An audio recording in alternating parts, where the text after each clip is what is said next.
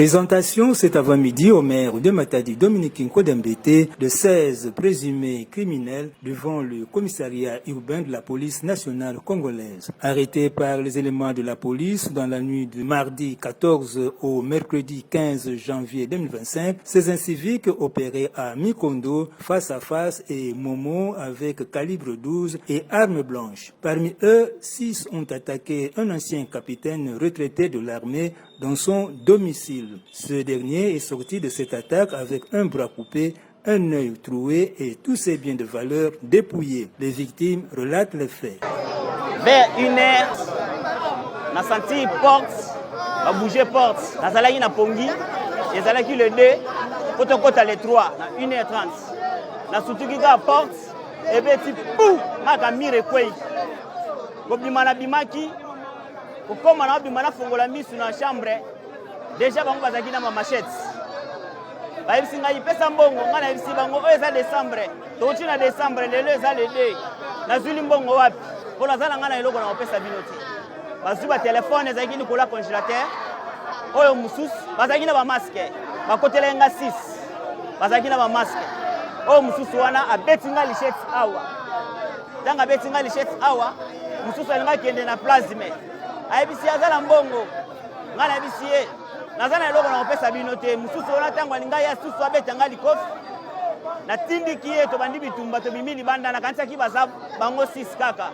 nabima libanda bazalaki ebele na 2h du matin mwasi na ngai bazalaki na salon ngai nazalaki na chambre bayoka kaka baga bu porte ekwei 6 personnes bakokitili mwasi na ngai na bamashete lere bazotungisa ye babandi kubimisa télévision ya plasme na de appareil lere babimisi libanda abandi kudiskite na mwasi na ngai apesa bango mbongo ngai sanko yeba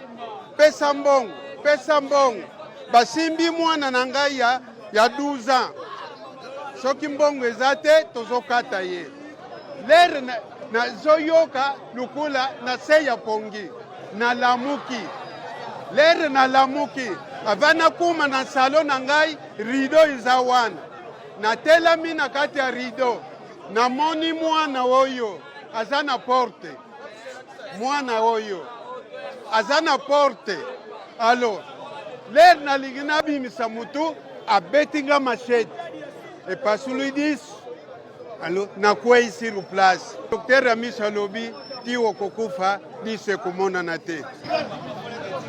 autaki quelque part mwa terrasse moko na zo mwa bouteille étant na kiti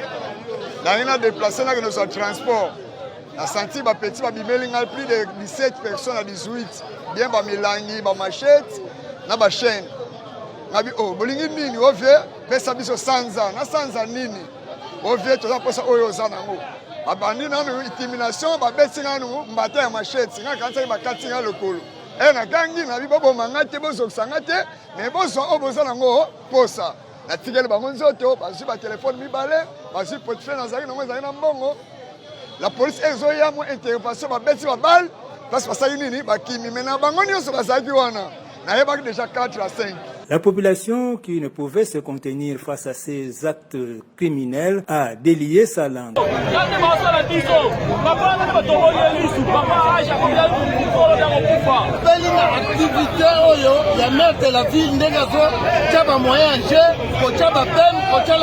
Le maire de Matadi, Dominique Nkodembete, a salué l'action de la police nationale congolaise. Na ko féliciter